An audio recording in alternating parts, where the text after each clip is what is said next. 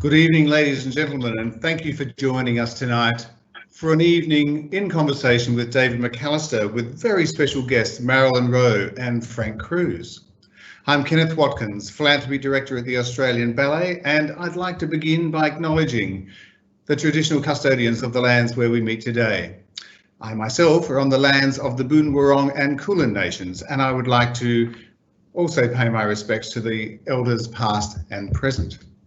It's really delightful to see so many of you online this evening, and thank you on behalf of everyone at the Australian Ballet for your incredible support this year. We've been completely overwhelmed by your generosity and your well wishes. So tonight is for you. Whether you're an annual giving donor, a bequester, ballet ambassador or a subscriber who's donated your tickets for the first time, you are all ballet lovers, and together you are all helping to keep the Australian Ballet dancing during these challenging times. Over the next 3/4 of an hour, you will have the pleasure of hearing David McAllister in conversation with Marilyn, Rowe and Frank Croese. They were in the movie of Don Quixote, and I have to say I was listening to some of their anecdotes a couple of days ago, and I think you're in for a real treat. Excitingly, there will be an opportunity for you to ask questions of David, Marilyn and Frank, and that will happen later in the evening. If you'd like to do that, please use the live event Q&A feature on your screen to capture your name and the questions in conversation, and we'll try and get through as many as possible. At the end, we'll encourage you to tune into Ballet TV or to click the link on your email where you'll be watched Rudolf Nureyev's Don Quixote, featuring Rudolf himself with Sir Robert Helpman and Lucette Alders and many, many others that you will remember. It will be enhanced by this evening's conversations and the anecdotes will be very lively. But without further ado, it's my absolute pleasure to hand you to David McAllister. So have a great night. Thank you so much, Kenneth. It's so wonderful to be here with you tonight again. This is the second of these wonderful experiences that we've had, and we had such a fantastic response to the last live event. And that was, of course, for the Merry Widow. And we welcome back all of you who were there for that, and hopefully some more people who have joined us for this very special evening tonight. Obviously, we are down in Melbourne in lockdown, and so I send all of my best wishes out to all of our fellow Victorians. But I am sure that this evening will be something to lighten your day and also something for the rest of Australia to enjoy as we reconnect with this amazing film that was done by the Australian Ballet back in 1972. Gosh, the date almost came out of my head. I also want to echo Kenneth's words and say thank you so much for your incredible support during this time. As he mentioned, all of you have been so important to us getting through this year, and these are our opportunities to say thank you and to give back. So I'm not going to take too much longer because these two people who I'm going to talk to tonight are hugely important, not just to the Australian Ballet and to this film, but also to me personally. So I'm going to do a little bit of an introduction, and I've got to say, this woman needs no introduction. Marilyn Rowe was a prima ballerina of the Australian Ballet and also a founding graduate of the Australian Ballet School. She joined the company and extremely quickly became a principal artist in 1969 and remained with the company until 1980, where she then became a regular guest artist through that time. She also was one of the ballerinas who inspired so many great artists to create works. And I'm not going to mention them all because then it would have to be thank you very much and we'll leave now. But the ones who really are important, and I believe actually so many of those works became great pieces that we still perform at the Australian Ballet. But Glenn Tetley's Gemini and Ronnie Hines' The Merry Widow are two that really stand out to me as great and important works of the Australian Ballet created on Marilyn. Marilyn was also the ballet director of the Australian Ballet for 1981 and 82, and then went on to become the artistic director of the Dancers Company for many years after, until she became then the director of the Australian Ballet School in 1999, and a position she kept until 2014 at the 50th anniversary of the Australian Ballet School. The following year, she was named, the residence of the Australian Ballet School was named in her honour, the Marilyn Rowe House. And she has been lauded by press and so many people across the world, but most notably being awarded the Order of the Order of the British Empire, the OBE, in 1980, and then in 2017 as a member of the Order of Australia. She is a true icon and a great woman, and she gave me my job. So a very important person to me. It's a great thrill to welcome Marilyn. Hi, Marilyn. Hi, David. Thank you.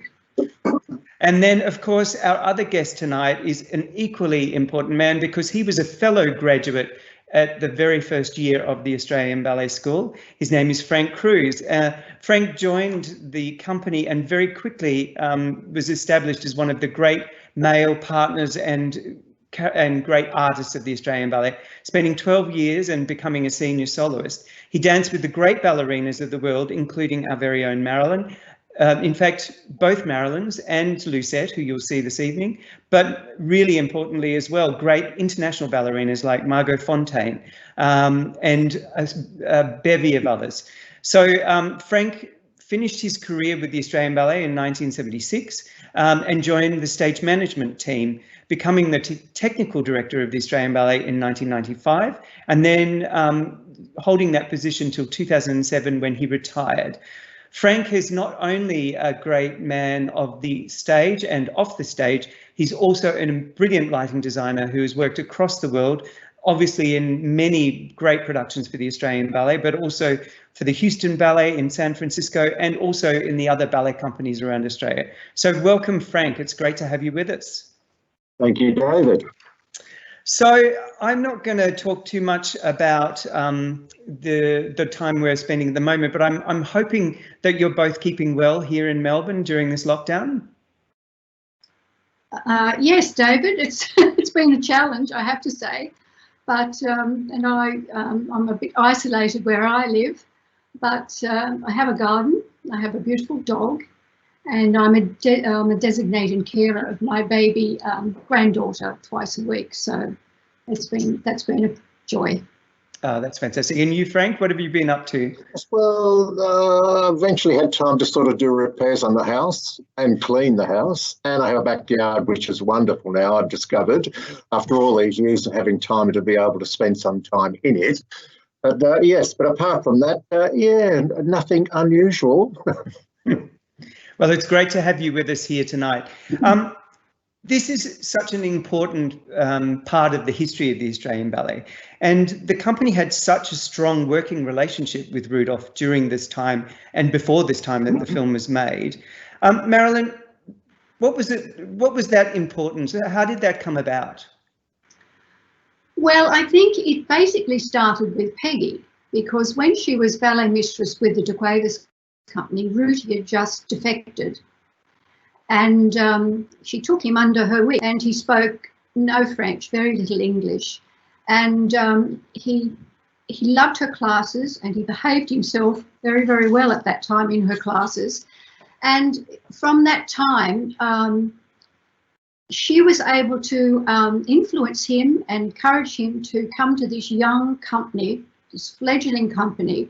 And even when Frank Croese and I were at the ballet school in 1964, he was there then with Margot. So they had a very long and very important relationship. And it was through Peggy really that he took on our company to mount Don Quixote and then to have it filmed, because he absolutely loved young dancers. And you know, we were babies really. But he was quite an extraordinary man, an enigma. And Frank, what was it like to work with Rudolf as one of the men in the company? What was it like for you? Well, he was a great example. I think he was the first in the West to be able to be recognised as a great dancer, because usually, like the Royal, and not knocking them at all, you know, they were usually partners and good-looking men who sort of, you know, prop the principal ballerinas around. And Nureyev arrived, of course, and with this incredible technique, And of course, everybody, all the Western boys just freaked out when we saw him, sort of thing. And we all tried to imitate him, of course, but very difficult. But the training in Russia is just twice as much as what we get here. And of course, things have changed, but to us, he was just something from another planet. Wonderful, wonderful. Marilyn, may I just say, yeah, too, sure. There were two sides to his character. He was an absolute perfectionist. He had incredible eye for detail, and he pulled us up by our bootstraps. But he was also a tartar. He could be monstrous and throw tantrums, but he had such charisma that he inspired this young company, and he sort of realised, I think, the talent that was there. This about the seeds were planted, because he was unselfish in some ways, because when we toured throughout America the year before, and I was just a newly minted principal doing the Queen of the Dryads, he was performing himself, but he used to stand in the wings and watch, and as if he had a shepherd's hook, pull you off, and he'd say, "Okay, Rowe," or "Do this, Rowe, tomorrow do this," and you'd be going, so, and you knew every night that he would be there. So you went way beyond what you thought you could ever do, and I will be eternally grateful to him for that. He was amazing. Yeah, I believe he really, had such a profound, as you said, a profound influence on the company at that point. Do you believe that it still resonates through the company even now? I do. I think the essence of him's still there, and I think, I think through our careers, we've hopefully been able to pass that on a little bit, because the company's still the vibrant, wonderful, beautiful company, different that it's always been. And that is something that's part of his legacy, I think, even though he could be a monster. But I was just going to say, I'm sorry, yeah. Dave. No, please. The greatest advantage is this film, which Don Quixote, which is an example for everybody and today's dancers as well, of what can be achieved by this amazing, wonderful dancer. I totally believe that. I think it's one of the best records of Rudolph's dancing. I mean, I don't know if I'm biased because it was with us, but I do believe that he really looked absolutely at his peak at this time and in this ballet. I agree, David. I agree. And let's face it, because he was such a star, he could get away with the behaviour he exhibited. So, I mean, nobody, and today wouldn't have a clue, you wouldn't be allowed to do what Rudy did, like punching people and throwing them across the room and all of that sort of thing. But, and he did. Funny thing was, though, when he actually left the company after we'd had all this excitement, it felt so flat, because that charismatic person had gone who pushed you forward. Yeah, amazing.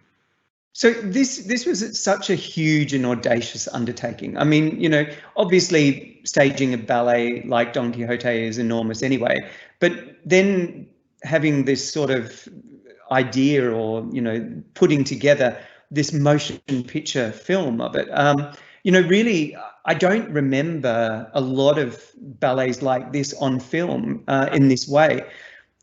Do you know how it all came about? What was the seeds of the Don Q film?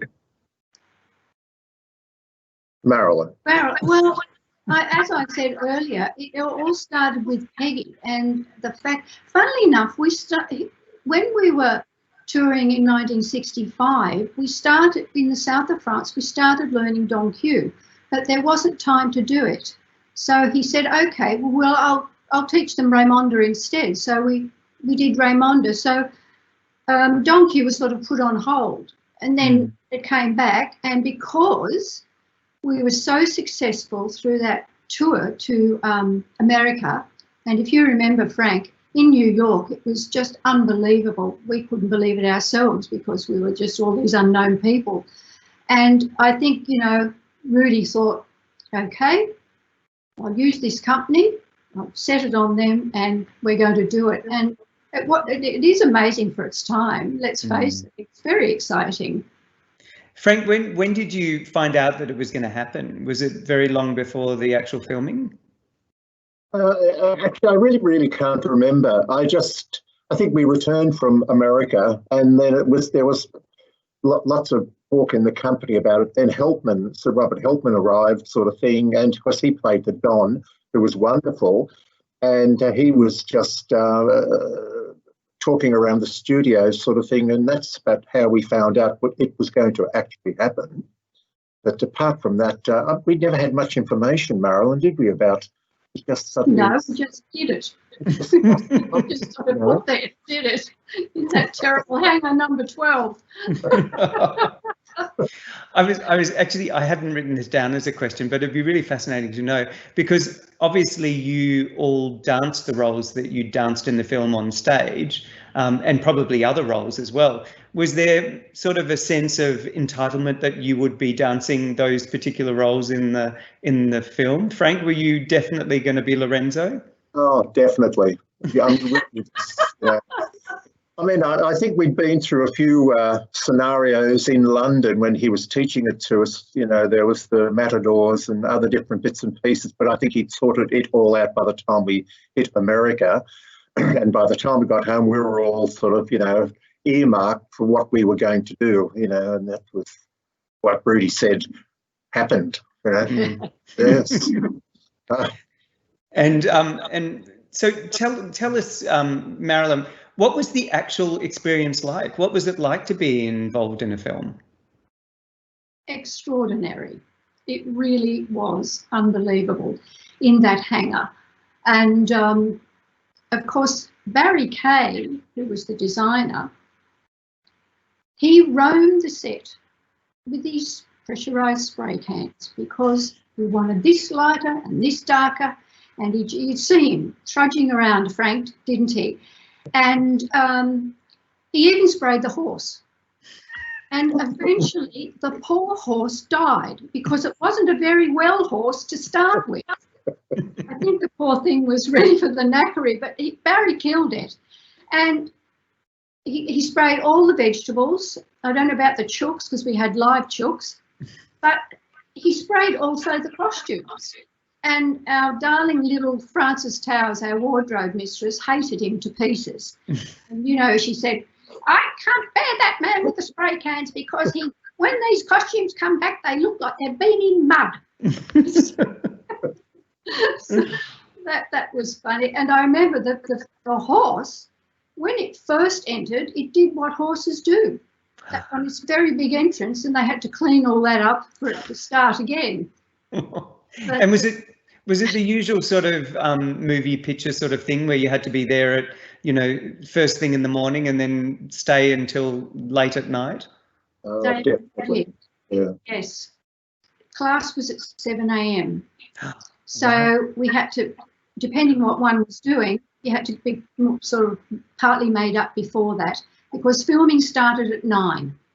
And then it could go through till 9 o'clock or sometimes 10:30 because Rudy had no rules. If he decided that he wasn't happy, everybody just stayed and stayed and stayed. Mm-hmm. Yeah. And so you did class on set, did you, or did you have a separate place to warm up? Hanging on to pieces of scenery, basically. Oh, wow. And Frank, you had quite an elaborate sort of costume, and did you have a long time in makeup to get ready for each of these scenes? Yeah, I was just thinking a taxi would arrive at my place at about 4:35, and it was Colin Peasley is the same, and when they take us out there, because we had to get our makeup on and the wigs on, and the makeup was much more realistic than theatre makeup, so it had to be more natural. And we had to they wanted to get us out of the way so they could get the dancers in to get their makeup on. So Colin and I sat around from 8 o'clock in the morning till 11 o'clock at night, all in full makeup and padding and false noses, which Colin had. But totally different experience than to doing it on stage. It was so a little bit of this and a little bit of that, then we'd go back and shoot that. And in between shots, as Marilyn knows, we sat for like 10 and 15, 20 minutes, and the girls had to go and warm up again to come back and dance. It was really hard.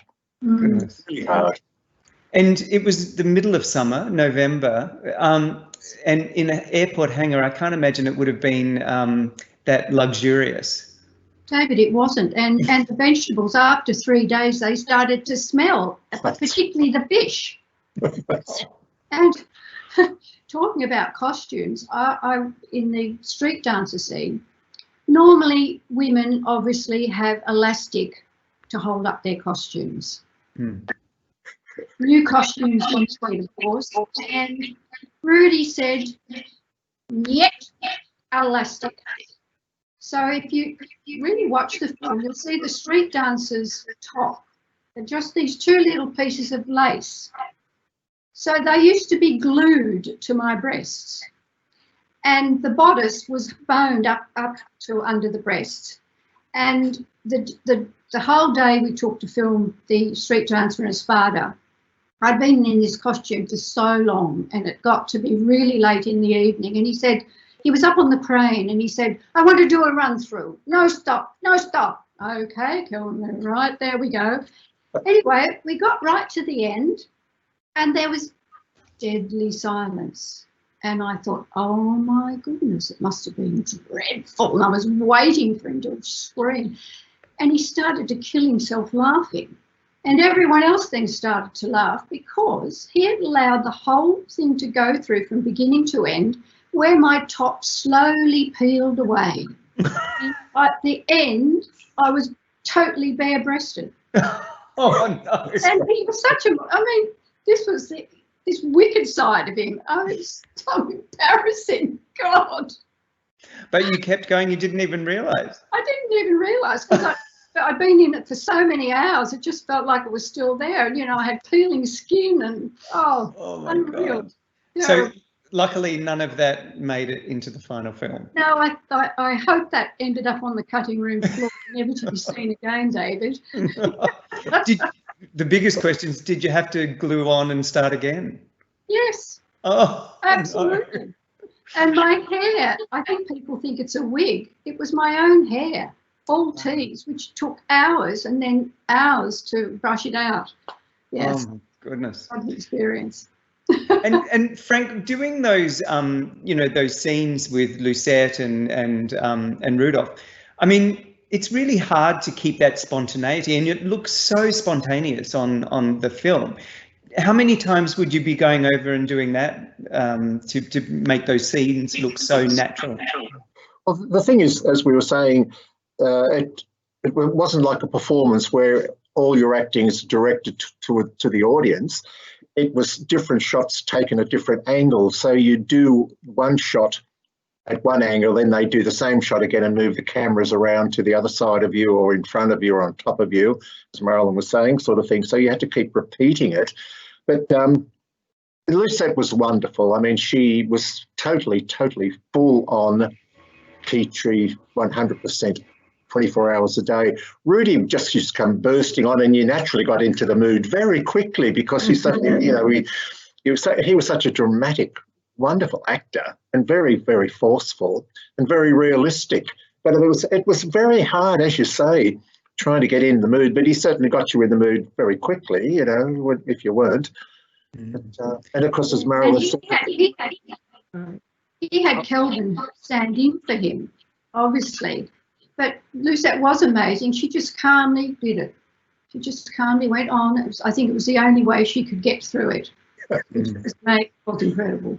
And obviously an airport hangar is not like being in a theatre. What was the floor like? Because, you know, we always think of, I mean, you know, an airline floor would be concrete. Were you dancing on a dance floor? They built the floor. Yeah, we were. And like we have. You know. But I also recall that in the tavern scene, the fellows had to stay up all night to lighten the floor because Rudy had black tights and he wasn't happy that the floor was dark too. And in that scene too, Frank, I don't know whether you remember, he got into a tantrum about that hat with the feather. because the feather covered his face, and he'd storm off into somewhere where he was dressing, and he'd tie on a scarf, and he'd pull out the feather, and he'd hurl the hat out, and and then he'd stomp back on and have another go, and then you see a stool thrown out as well. He was, yeah, quite amazing. He was. And Marilyn, that dryad scene, you know, the very hard classical number for the women, you had another role as the Queen of the Dryads. That must have been a complete shift of pace from being, you know, the fiery street dancer into being the uber ballerina. Yeah, yes, it was. And I loved the Queen of the Dryads. It was really a fantastic role. And one of the funny things that did happen, that when we were rehearsing, when Lucette, who's Dulcinea, she comes along, you know, from the side of the stage, and she has that sort of veil over her head, and the Queen of the Dryads sort of comes along behind her, and Rudy wanted this to look really magical, and he had a big pole with a hook on it, top of her head. And so, you know, there's the two of us coming along, and he came in and he went whack. So it hit me and to the floor, absolutely to the floor, smashed down. Not an apology. Up, Rowe, up, Rowe. Oh my God. And then, of course, you know, he had that altercation with that well-known photographer who he punched in the face. He did. Oh my God. He was so irritated at one time. Yeah. And I think Frank, you would have spent a lot of your career in the technical area looking at occupational health and safety. But I hear there were some interesting things that happened on set, like some fires and other things like that. Well, we got to Act 3, and of course the great Grand Pas de Deux, and of course Nureyev was determined this was, you know, going to be the ultimate take. And of course he did his solo through umpteen times. And then we got to the coda, and Lucette had to do the 32 fouettés, which she must have done them 3 or 4 or 5 times, Marilyn, would that be correct? So, yes. Because Rudy would cut in straight after her. And of course, if he didn't pull off those 5 or 6 turns at the end, we'd have to do it again. And we'd sit around while they'd reset the cameras and reset the lighting. And of course, this wonderful, lovely, lovely girl, Marilyn, we were all sitting at the tables falling asleep. It was getting on to 10, 11 o'clock at night. And Carolyn sort of eventually dozed off. And as Marilyn would say, the hair caught on fire, basically, because we had real candles on the table, sort of thing, and everyone was running around screaming, and poor Carolyn, and headdress and everything. But I mean, Rudy didn't care. He was going, you know. Yeah. We can say to our viewers that Carolyn was fine afterwards. She wasn't burned. No, but just going back to filming too, there was Rudy Helpman was a wonderful person with film because he'd made so many films prior in his career. So when he came to doing this, he knew how to film should be taken. And the thing was that Rudy sort of bounced on, did his solo and everything like that sort of thing. And then Rudy said, you must have a close-up. He said, I don't need close-ups. My dancing will tell everybody who I am. And he said, no, you have to have a close-up. So we had to go back eventually when he saw the outtakes. He had to go back and actually we had to do certain things again so that they could have close-ups of Nureyev sort of dancing and entering and exiting the stage. Helpman was a great asset to that film, I must say. Yes, and I think he even had a slight fracture, a hairline fracture, if you remember. I don't know what he did, because in that early stages, he'd be there talking to Rudy, and he had a walking stick. Oh, yeah, wow. He did. And it's interesting that, you know, they were both sort of not only performing in the film, but having a directorial sort of role in the film together. They obviously were great friends, or they obviously got on well to be able to share that sort of responsibility. Well, I didn't witness any, problems with the two of them, I have to say. And Peggy, I must say, Peggy kept right out of the whole thing. She'd be sort of over on the side, just making sure the dancers were okay and giving them the class in the morning. And that was it. There was probably enough, ego around to Yes. she could take a step back. The extras too, they found them at the Melbourne market. I did.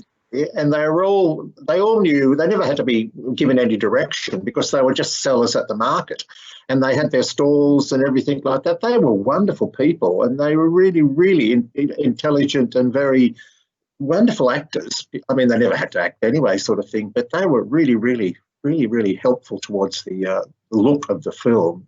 And apparently, Bobby and Ruth, they went down to the market to make. They wanted the real deal. And got these people, you know, all these different nationalities, you know, and there was all the 2 tons, I don't know how many tons of the veggies and the fish, and then the chooks, all the chooks. I've got to say, they certainly added a real sort of realness to the movie. I think that's the thing that, you know, when we've staged the ballet after that, I always used to watch the movie to get that sense of energy and passion, but you never quite get that same sense of it's impossible. normalness. Yeah. Yes. And apparently there were 2,800 candles. If you remember, Frank, going up that staircase, it was lined with candles. They were real candles. No wonder poor Carolyn caught on fire. That's amazing. So obviously, you know, this was such an important film, not just for the company at that time, but I think, you know, for the international exposure of the company. As you said, you'd just been to the overseas to the US and done a big tour, but this obviously had an international release before, you know, there was this live from sort of experience in cinemas. This was really a groundbreaker, and it was the first thing that was shown at the Opera House as part of the lead up into the opening of the Opera House. What do you think the legacy of this movie has been, Marilyn, for the company?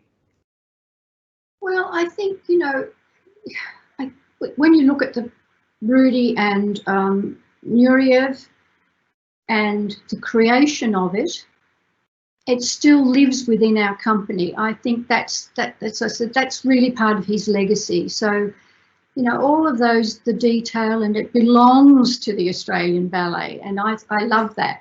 You know, when a company owns a work, and what a gift! Absolutely, these amazing people. I must say, just to, you know, divulge, I did have a meeting with Kevin O'Hare, who's the artistic director of the Royal Ballet, several years ago, and he said, "Oh, you know, would you be interested in doing a co-production? We're doing a new production of Don Quixote with Carlos Acosta." And before he'd finished saying it, he went, "Oh no, you could never not do the Rudolf production, could you?" And I went like, "No."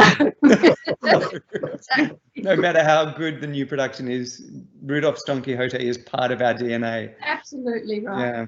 So Frank, when you were making this movie, did you understand? Did you sort of think at the time of the importance of what you were doing? No. we were just, as Marilyn says, we just did it basically, and Rudy sort of directed us, choreographed it, coached us, you know, bullied us, and you just did what you were told basically in those days. I don't think, you know, and we were, as Marilyn pointed out too, we were also incredibly young. When you think about it, we're all in our very early 20s, and of course we haven't had the experience of European companies who see so many other major companies. In Australia in the 70s, I mean, we hardly saw any major companies. Some of them toured once every 4 or 5 years, but we were just so incredibly innocent, you know. But I think Rudy was such an incredible taskmaster that basically he made sure that you did what he had choreographed, how he wanted you to look and feel and everything like that. So you didn't question it, Marilyn. It's true, isn't it? No, you didn't. And what I loved about him was the challenge. If you were given something to do and you did it reasonably well, then he'd push and he'd add technique. And that's where, you know, I said he pulled that company up by its bootstraps because we were young. We didn't have the training of the Royal Ballet and all these great companies of the world. But, you know, we had vision and we wanted to be good, and we had vitality and all of those wonderful things that make the Australian Ballet what it is and still is today. Vitality, excitement. Marilyn, you know, the year after this, you and Kelvin Coe went to Moscow to the second international ballet competition. You both won silver medals, and you also won the special award for partnership. Do you think there was anything that you took from this experience to that experience? Oh, definitely. And I think because of working with Rudy, he coached Kelvin and myself also for how our New York debut when the company was there, you know, little tiny things, so which was amazing to work with him on that level. And that certainly stood us in great stead for what we did in Russia. And funnily enough, we took his Raymonde pas de deux, and, you know, the Russians, they were very upset, but the dancers thought it was fantastic because it's part of Rudy. And the company went back that year after we'd been to that competition, and I think the management wanted to take Don Q, but they wouldn't have a bar of anything to do with Rudy. And, you know, we did La Fille Malgarde, which was a great success anyway. Yeah. And I mean, incredibly exciting times in the company, and you know, all of you were so unique and different as you know, dancers in the company. But you really, I mean, you know, people always talk, we still talk about it as the golden years of the Australian Ballet. You know, that time doing these productions, doing those huge international tours, being seen on stage with Rudolf and Margot, but also in your own right, as you say, you know, premiering in New York in the production with you and Kelvin, and I mean, you know, having Lucette dancing, you know, with Rudolf, you know, on all of those performances. Yes. Did you feel like that at the time? Did it feel like you were in this golden period? Look, I personally felt really privileged because I had so much to do with Rudy. As I said, you know, he used to stand in the wings. If he really liked you, he liked you. If he didn't, God help you. But so I can't thank him enough for the grounding he gave me in all sorts of things, not just technique, but artistry and the knitting steps, as he used to call them, which is, yeah, no, I feel personally I owe him a lot, and I think a lot of us felt very privileged at that time. And Frank, obviously your career, you know, went on to continue into theatre. Did you think about Rudolf a lot when you were doing all of those lighting designs and all the technical work that you made, that made the ballet company so great during your tenure? I think that Marilyn was saying in the beginning, because the company was so incredibly young, it started in '62, basically, and we were very fortunate to be of that age that there was a company there for us to join. Because once the boroughs shut down, there were so many people and so many artists out of work. And as Marilyn was saying, you felt incredibly privileged to actually be in it.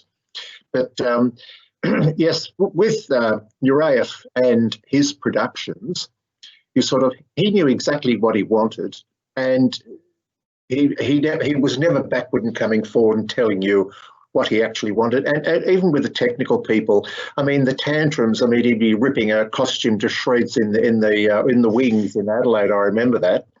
And he smashed the puppet theatre to pieces on the stage because he couldn't get the little curtains up. As far as technical thing went, everybody was terrified of him. And when he threw a tantrum, everybody just vanished. God. Well, I'm not going to throw a tantrum, but I am going to throw to Kenneth, because now's the time where we invite our audience to ask questions of our wonderful guests here. So Kenneth, over to you. You're on mute, Kenneth. Right, I am, and thank you very much, David, and thank you. Fancy being on mute. I was thinking I must turn off the mute button. Thank you. Marilyn, a question from Lee Christophers. Did working with Rudy prepare you for the challenge of working with Gemini and Glenn Tepley? Oh, I would say so, definitely. It did. But I mean, Glenn, of course, was a very, very different human being, but also someone who pushed beyond your limits. So, yes, I was certainly prepared in that area. Very, very much. Fantastic. And David, one for you, Sue and Ross McCaw. David, how do you think you would manage with two such big egos in a ballet production? I think I would have taken Peggy's lead and stepped back. I think, you know, every artistic director who's followed after Dame Peggy, our founding artistic director, I think has had such a great step up because she set such great foundations. And I think in that sort of situation, not that I actually experienced, but I think she was probably exactly right by stepping back, and I think I probably would have followed her lead. Mm-hmm. So another question, I guess, for Frank and Marilyn, perhaps Frank first, you know, wondering the concrete floor of the hangar, you know, like how did you cope with the concrete floor, and were there several injuries? I mean, it's really interesting. You worked so hard. How did you cope? They created a floor, a dance floor. It wasn't a sprung floor like they have today in the studios on stage, but it was definitely a wooden joist, wooden floor, basically. So it did actually give some sort of movement, but it wasn't sprung floor like today. But I don't think we had any injuries, Marilyn, did we? Well, the thing is, too, in those days, you didn't say anything. You were too frightened to say anything. You just got on there and did it, whether you were in pain or not. Different times. Very different. Very different. So Marilyn or Frank, Marilyn first, I think, did Helpman have very much influence on the final edits of the film, or was it totally Nureyev? Look, I'm not totally. I don't really know, but I would say that they would definitely collaborate. I couldn't imagine Rudy giving in to anything. But you know, I think he probably had great respect for Sir Robert Helpman anyway, for his wonderful theatre career. Frank, well, I mean, I'm sorry. They did have the orchestra, who was Jack Lansbury, who recorded it. It was spectacular, and I went along to some of the recordings while they were making them, sort of thing, and he was absolutely ruthless when it came to sort of, he wanted the absolute 100% from them, basically. But because the soundtrack is quite spectacular, and it's been used quite a lot over the years, but lawfully, I suspect. And I think the director of photography was also the man who shot the Space Odyssey 2000 with Stanley Kubrick. Yeah. So it was a very fantastic team. Oh. Yeah. Amazing experience. So that pauses me to ask a question about Jack Lansbury, and I'm sorry I didn't think to ask before, but Marilyn, having Jack on the set every day with Nureyev and Helpman and Barry Kay, luminaries really of their day, and if you look back and look at those people and what you created, what would you say?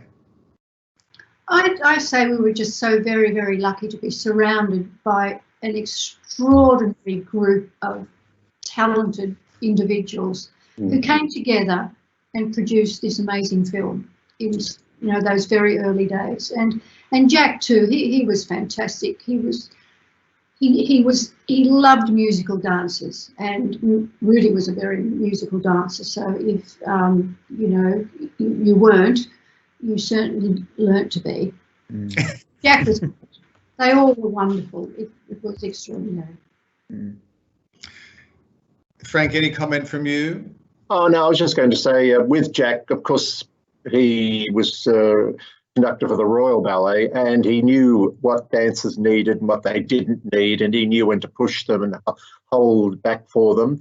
And of course, it was all pre-recorded, so Marilyn and all them had to sort of go up there and say, oh, a little bit slower, a little bit faster, but Rudy had the final say. But it was very difficult, wasn't it, Marilyn? You just basically had to dance to what the tempi was, you know. It was excellent. Yeah. Mm. And the final question I have is, because we're just running out of time here, but the final question came through is, are there or is there any male dancers that would emulate what Nureyev did for the Australian Ballet and for himself in the world of ballet, like true superstar male dancers? Where are they? That was the question. Marilyn, perhaps you would start, followed by David. Well, I mean, the other great Russian superstar was Mikhail Baryshnikov. Yeah. Extraordinary, wonderful man. He didn't have the temperament that Rudy had, so, you know, he didn't throw things and all of that sort of thing. But, you know, I think that his legacy is quite incredible, and he's still with us today. Yeah. And wonderful dancer.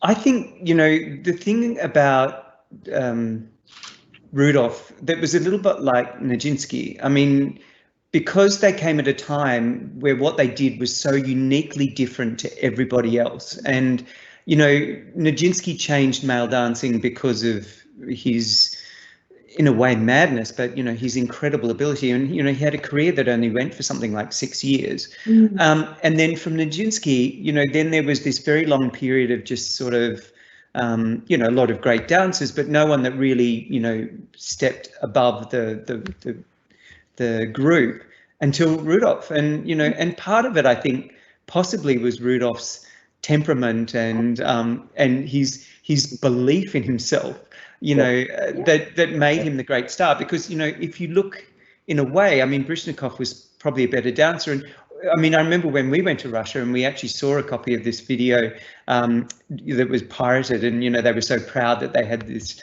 you know, footage of Rudolf, which was completely contraband. But, you know, all of the Russians or the Soviets would say that Vasilyev was a much better dancer than Rudolf. But Vasilyev didn't have that sort of, you know, instinct to leap for freedom.